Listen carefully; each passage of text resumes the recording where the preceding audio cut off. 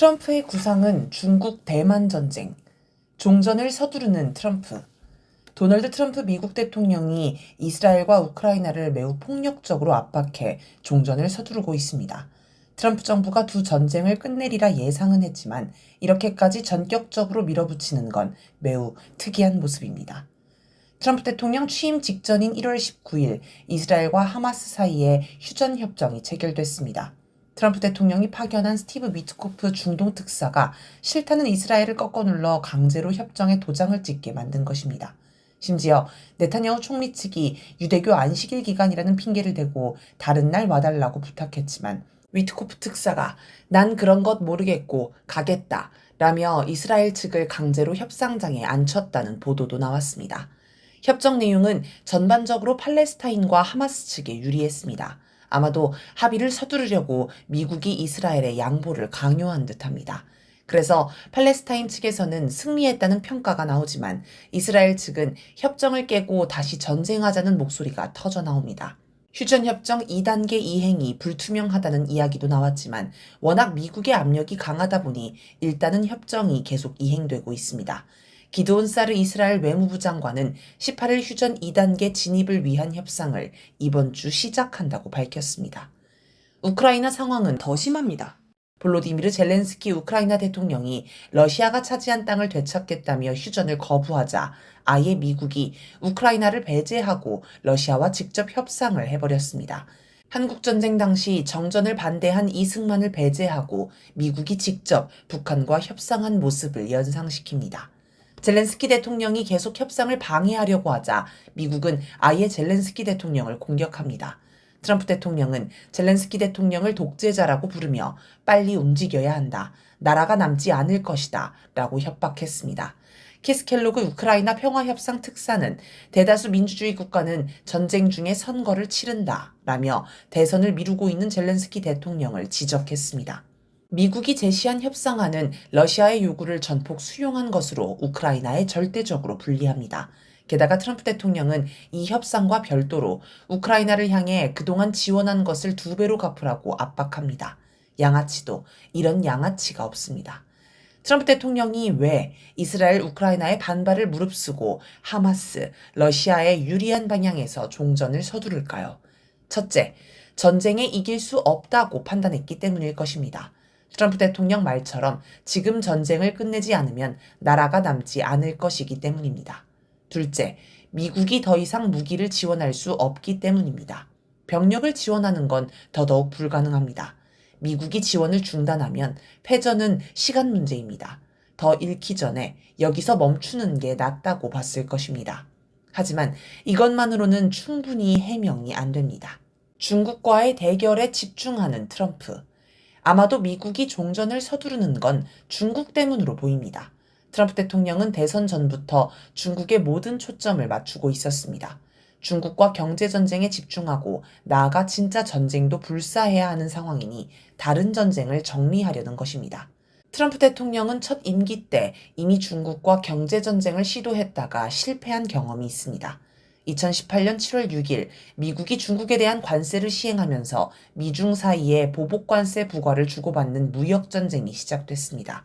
약 1년 반 정도 치열한 다툼 끝에 2020년 1월 15일 양국은 1단계 무역협정에 서명하며 휴전에 돌입했습니다. 사실 미국이 코로나19 사태로 무역이고 뭐고 대혼란에 빠지는 바람에 흐지부지 된 측면도 있습니다.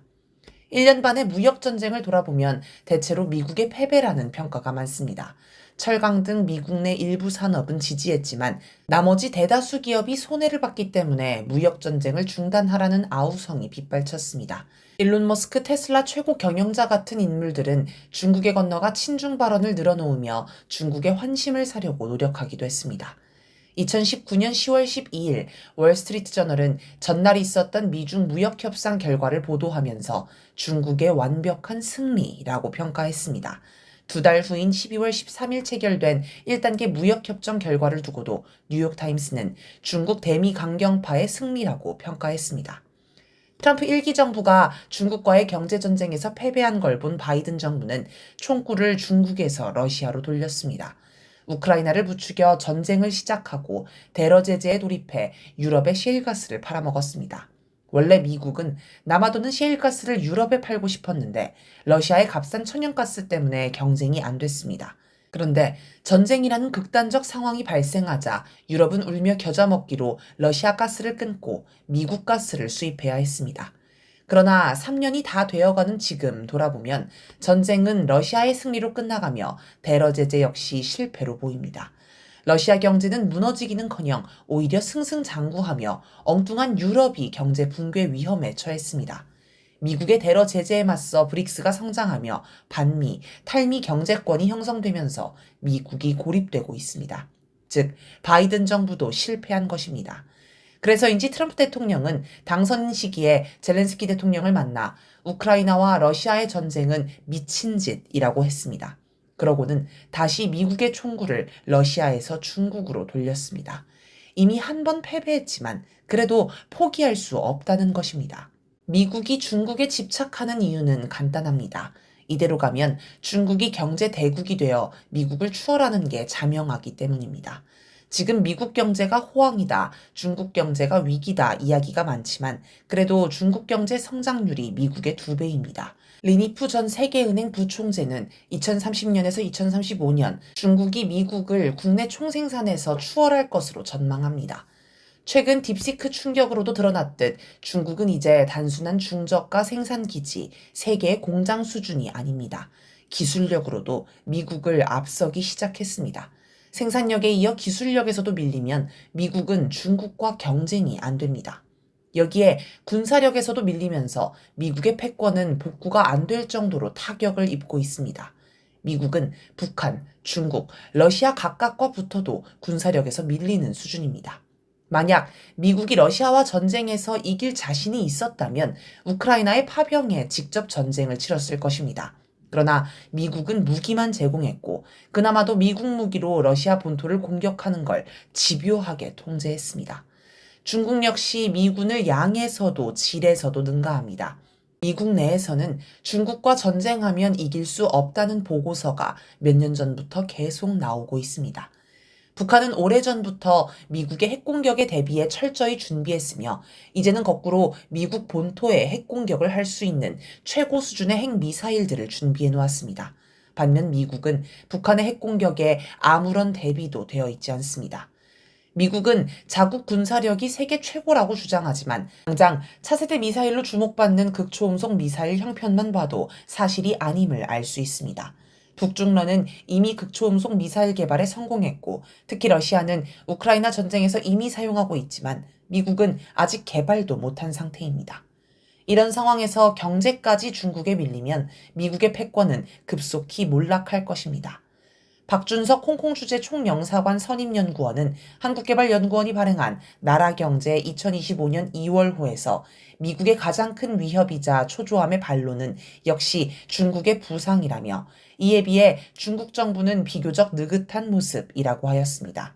미국이 경제 전쟁을 걸어와도 중국 정부가 시간은 내 편이라고 생각한다는 것입니다. 그러면서 향후 10여 년간은 중국의 GDP와 국력이 미국을 추월하지 못하도록 하거나 추월 시점을 최대한 늦추기 위해 매년 새로운 차원의 대중국 압박, 제재, 견제를 지속할 것이라고 전망했습니다. 하지만 압박, 제재, 견제 같은 건 이미 미국이 해봤고 실패했습니다. 트럼프 2기도 1기 때 실패했던 중국 고립봉쇄 정책을 할 수밖에 없는데 이건 전 세계가 동참해야 성공할 수 있습니다. 그런데 당시보다 미국의 위상은 추락했고 중국의 위상이 올라갔기 때문에 실패할 확률이 더 높습니다. 결국은 전쟁. 그럼 결국 트럼프 정부가 선택할 수 있는 건 전쟁밖에 없습니다. 바이든 정부가 우크라이나 전쟁을 통해 러시아 고립봉쇄 정책을 유럽에 강요할 수 있었던 것처럼 트럼프 정부도 중국 대만 전쟁을 통해 중국 고립봉쇄 정책을 전 세계에 강요하려 할 것입니다. 혹자는 트럼프 대통령이 이스라엘과 우크라이나를 주저앉혀 전쟁을 끝내려는 걸 보며 마치 트럼프 대통령을 평화의 사도쯤으로 여기는데 천만의 말씀입니다. 돈만 된다면 뭐든 하는 나라가 미국이며 트럼프는 바로 그 미국의 대통령입니다. 미국 국무부는 최근 홈페이지에 대만 관계에 관한 설명 자료를 갱신하면서 기존에 있던 우리는 대만 독립을 지지하지 않는다라는 문구를 삭제했습니다. 대신 대만이 미 국방부의 반도체 개발 프로젝트 등에 협력하고 있다.